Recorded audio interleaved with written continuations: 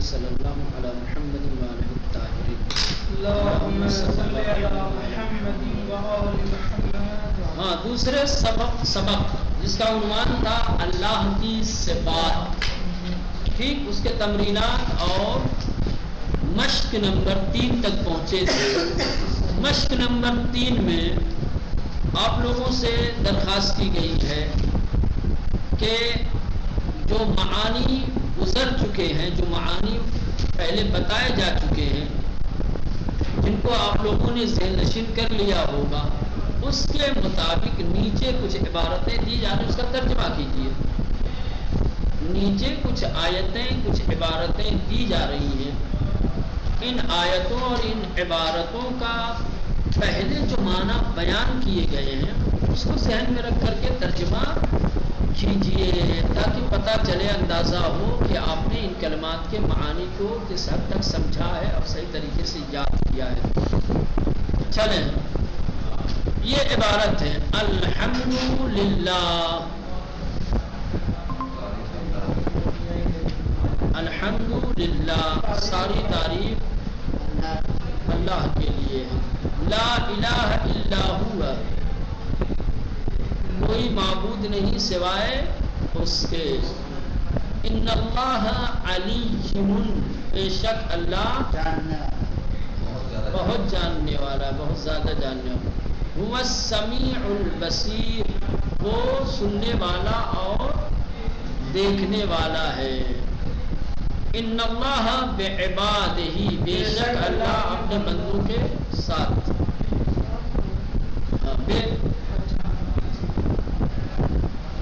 یا بے شک اللہ اپنے بندوں پر، باقی الگ الگ معنی ہے. لخبیر بصیر، یقیناً آگاہ اور آگاہی رکھنے والا اور دیکھنے والا. هو الحی القیوم، وہ زندہ اور ہمیشہ باقی رہنے والا. یہ اس طریقے سے ٹھیک ہے. اب آئیے مشق نمبر 4 میں آیتوں کو پڑھ کر ان کا ترجمہ مکمل کیجیے. آیت دی ہوئی ہے، نیچے آیت کا ترجمہ ادھورا اور ناقص صورت میں لکھا گیا ہے. آیت کو پڑھ کر کے ادھورے ترجمے کو مکمل کرنا ہے آیت کے مطابق. آیت میں کلمات کو دیکھیے کہ آیت میں کن کلمات کا استعمال ہوا ہے، جو ترجمہ کیا گیا ہے ناقص طریقے سے. اس ناقص ترجمے میں آیت کے کلمے کے مطابق کون سا معنی، کون سا لفظ ہم رکھیں گے، ترجمہ اس کا صحیح ہوگا. لا الہ الا هو العزیز الحکیم، نہیں ہے سوائے اس کے، لا الہ نہیں ہے، معبود کوئی نہیں ہے. الہ یعنی معبود، نہیں ہے معبود الا سوائے اس کے، اس کے علاوہ جو کہ غالب اور حکمت والا ہے. ان اللہ هو السمیع البصیر، یقیناً اللہ خود سننے والا اور دیکھنے والا ہے. بصیر یعنی دیکھنے والا. نمبر 3 لہو ما فی السماوات و ما فی الارض وهو العلی العظیم. لہو ما فی، اس کے لیے ہے جو کچھ، کیا ہے ما یعنی جو کچھ آسمانوں میں ہے اور جو کچھ زمین، ادھر آسمان، جو کچھ آسمانوں میں ہے اور جو کچھ زمینوں میں. زمینوں نہیں، زمین ارض آیا ہے نا، تو جمع کیوں کر زمین. میں نے ابھی اشارہ کیا کہ آپ کو آیت کے کلمے کو بھی دیکھنا ہے غور سے. مفرد استعمال ہوا ہے، جمع استعمال ہوا، اس کا کیا ترجمہ کیا ہے اس نے. اور وہ بلند و بالا اور بزرگ، عظیم، عظمت والا ہے، بزرگ. واللہ بکل شیء علیم، اور خدا ہر یعنی یعنی ہر چیز کے بارے میں علیم جانتا ہے. علیم یعنی جانتا ہے. مشق نمبر 5، پہلے سے چوتھے نمبر کی مشق حل کرنے کے بعد اب سبق کے شروع میں دی گئی قرآنی عبارتوں اور آیتوں کے ترجمے کی باری ہے۔ ہر آیت کو ایک بار غور سے پڑھیے اور پھر لفظ بلفظ ترجمہ کیجیے۔ پہلے نمبر سے لے کے چوتھے نمبر تک آپ نے مشق حل کر لی، ٹھیک۔ اب جو مشق آپ نے حل کی ہے وہ اپنی جگہ پہ ہے، ٹھیک ہے، وہ صرف مرور کے طور پر اور یا دہانی کے طور پر اور کیا ہے درس کو مزید پختہ بنانے کے لیے وہ تمرینیں تھیں۔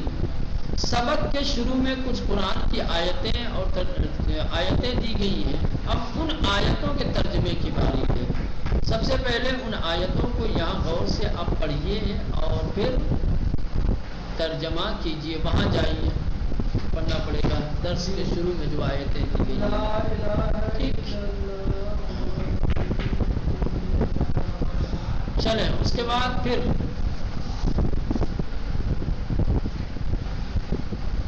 اللہ کی صفات، اللہ کی صفات، ہمیں سے ہر ایک یہ چاہتا ہے کہ وہ خدا کو پہچانے، خدا کی شناخت اور معرفت حاصل کرے جس کی عبادت کرتا۔ ظاہر سی بات ہے کسی کی بھی بندگی اور عبادت، اللہ کی بندگی اور عبادت اس کی شناخت اور اس کی معرفت کے بغیر کیا ہے ممکن ہے، لیکن اسے عبادت بدون روح، عبادت بدون جان، جس کی عبادت کر رہا ہے، جس کی بندگی کر رہا ہے، جس کے سامنے کھڑا ہو کر کے تذلل کا اظہار کر رہا ہے، اسے پہچانتے ہی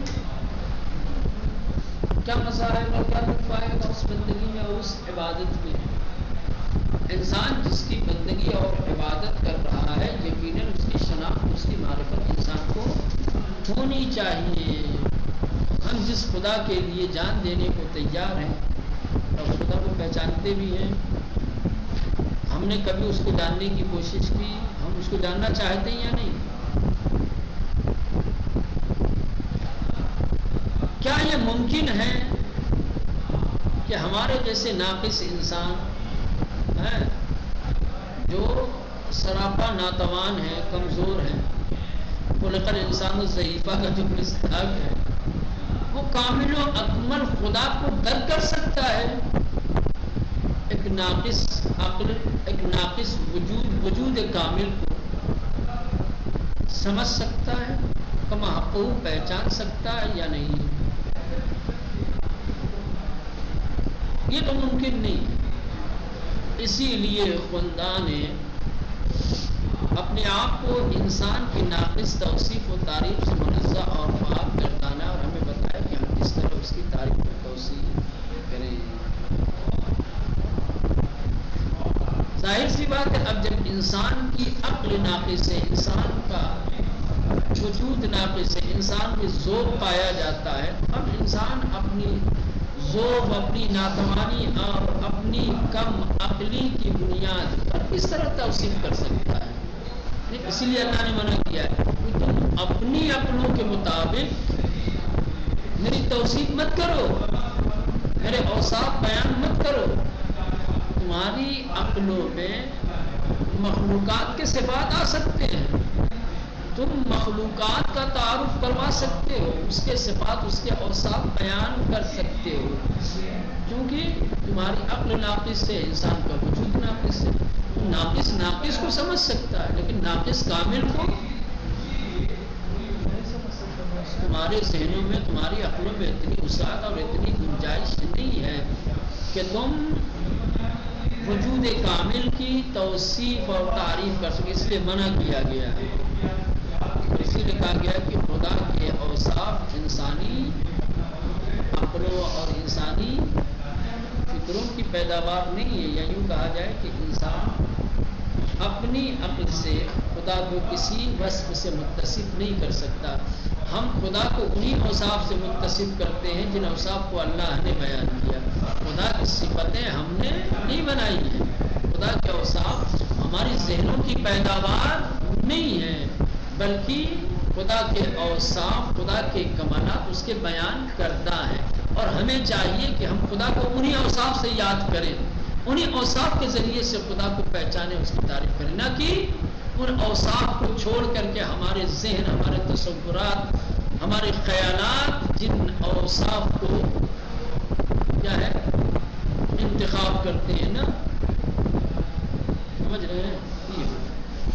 معصومین علیہ السلام نے ہمیں ذات خدا کے بارے میں سوچنے سے روکا ہے، لیکن اس کی صفات کو اجمالی طور پر سمجھنے کی ترغیب دی ہے۔ یہ ایک چیز ہے، خدا کی ذات پروردگار انسان کے ذہن میں سمانے والی چیز نہیں ہے، اسی لیے ائمہ معصومین علیہ السلام نے منع کیا ہے، تاکید کیا ہے کہ خدا کی ذات کے بارے میں بہت زیادہ غور و فکر مت کرو، کیسا ہوگا، کیا کرتا ہوگا، چھوٹا ہوگا، بڑا ہوگا، کمزور ہوگا، چھوٹا ہوگا، خدا کی ذات کے بارے میں بہت زیادہ گمراہ ہو جاؤ گے۔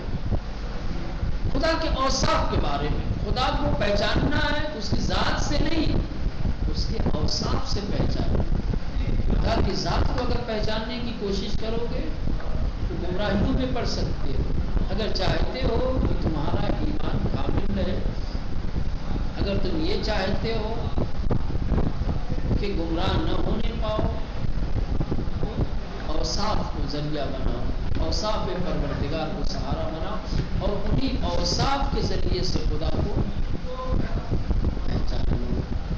صفات پروردگار، اوصاف پروردگار خدا کے پہچاننے کا بہترین ذریعہ اور وسیلہ ہے۔ ٹھیک؟ اب یہاں پر اجمالی طور پر خدا کی صفتیں بیان کریں گے۔ کچھ خدا کی کچھ صفات سبق کی آیتوں میں ذکر ہوئی ہیں۔ سب سے پہلی آیت میں خدا کی دو صفتیں، یعنی رحمان و رحیم، یہ رحمان و رحیم یہ کیا ہے مولانا؟ دونوں اللہ کی صفتیں ہیں۔ وہ غلبے والا اور حکمت والا ہے، العزیز الحکیم، یہ کیا ہے؟ یہ بھی خدا کی صفتیں ہیں۔ ہم اس کی عبادت کرتے ہیں جو ہر چیز کو سنتا اور دیکھتا ہے، سنتا اور دیکھتا ہے، سمیع اور بصیر، یہ بھی اللہ کی خدا نے اپنے بے نہایت علم اور اپنی بے پایان قدرت سے موجودات کو خلق کیا، علیم اور قدیر، یہ بھی اللہ کی صفتیں ہیں۔ کوئی بھی بندہ اس کے دائرے نگاہ سے باہر نہیں ہو سکتا، اور وہی ہے جو ان کے حال سے باخبر ہے۔ خدا کی نگاہ سے کوئی نہیں ہو سکتا، کائنات کا ذرہ ذرہ نگاہ ہے، مشیت کے حدود میں ہے، اللہ کے احاطے میں، اللہ کے احاطے میں۔ جی، ان اللہ بعبادہ لخبیر بصیر، یہ خبیر اور بصیر یہ بھی کیا ہے؟ اللہ کی صفات ہے۔ جس خدا نے ہمیں زندگی عطا کی ہے، جو سرچشمہ زندگی ہے، وہ صرف اور صرف خدا ہے جو پائیدار رہے گا۔ لا الہ الا ہو الحی القیوم، حی اور قیوم، یہ دونوں اللہ کی صفتیں ہیں۔ بلندی اور برتری صرف خدا کے لیے ہے۔ جو عظمت اور بزرگی چاہتا ہے اسے توجہ رکھنی چاہیے کہ بزرگی اور عظمت صرف اور صرف خدا سے قربت اور اس کے اتصال میں ہے۔ هو العلی العظیم، علی بھی وہی ہے، عظیم بھی، علی یعنی بلند بالا، عظیم یعنی عظمت والا۔ بے نہایت قدرت اور توانائی ہونے کے باوجود وہ اپنے بندوں پر بہت مہربان اور رحم کرنے والا ہے۔ ان اللہ بالناس رؤوف الرحیم، رؤوف اور رحیم۔ عجیب ہے واقعہ، کتنا مہربان ہے خدا، جس کی قدرت کی کوئی انتہا نہیں ہے، جس کی قدرت کا انسان ادراک نہیں کر سکتا، جس کی قدرت انسانی ذہن میں سمانے والی نہیں ہے، جس کی طاقت ہمارے ذہنوں میں نہیں ہے۔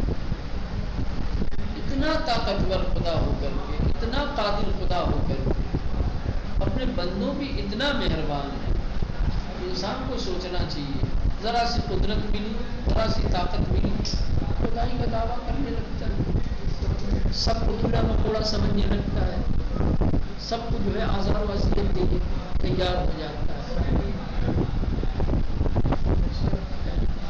جب اتنا عظیم خدا، اتنی عظیم قدرت کا مالک خدا اپنے بندوں پر مہربان ہے، ہماری قدرت تو کچھ بھی نہیں ہے، تو اس کے سامنے کچھ بھی نہیں ہے. ہاتھی کے برابر میں چیٹی کی جو مثال دی جاتی ہے وہ بھی یہاں مناسب نہیں ہے کہ دی جائے. پھر بھی تمہیں اتنا غرور، اتنا گھمنڈ اپنی طاقت کا. خدا عظیم طاقت کا مالک ہو کر کے اپنے بندوں پہ مہربان ہے. تم بھی مہربانی کرو، رحم کرو دوسروں کے ساتھ. یہ اختیاری مشق دی گئی ہے، یہ آپ کو اختیار ہے، آپ چاہیں. جیسا کہ پہلے سبق میں کہا گیا کہ اختیاری مشق آیات کے ترجمے کے لیے زیادہ آمادگی پیدا کرتی ہے. اگر آپ یہ چاہتے ہیں کہ ترجمے میں مزید آمادگی پیدا ہو، آپ اپنے آپ کو آزما سکیں اور اندازہ لگا سکیں کہ کس حد تک آپ کے اندر ترجمے کی صلاحیت پیدا ہوئی ہے، کس قدر نئے کلمات سے اور مانوس کلمات سے آپ آشنا ہوئے ہیں، تو اس کے لیے یہ اختیاری مشق دی گئی ہے. لہٰذا دیے ہوئے الفاظ کے معنی سے استفادہ کرتے ہوئے آیات کا ترجمہ کریں. واضح ہے کہ مانوس کلمات کے نیچے ایک لائن کھینچی گئی ہے. ہم یاد دیا ہو استغفر، تم سب مغفرت چاہو، تم سب معافی دو. استغفر اللہ، اور تم سب اللہ سے، اور تم سب اللہ سے معافی مانگو. بے شک اللہ غفور الرحیم، بے شک اللہ معاف کرنے والا اور رحم کرنے والا ہے. بیدک الخیر انک علی کل شیء قدیر.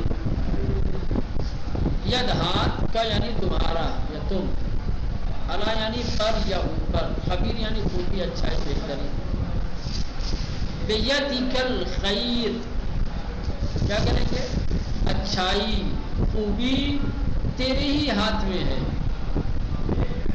خوبی تیرے ہاتھوں میں ہے. بے شک تو ہر شے پر قدرت رکھنے والا ہے. یہ اس طریقے سے یہ آپ کا کام ہے کہ آپ تحت اللفظی کیجیے پہلے، اس کے بعد انشاءاللہ روانی پیدا ہو جائے گی. یہ آج کا سبق کا خیال سے اتنا کافی ہے.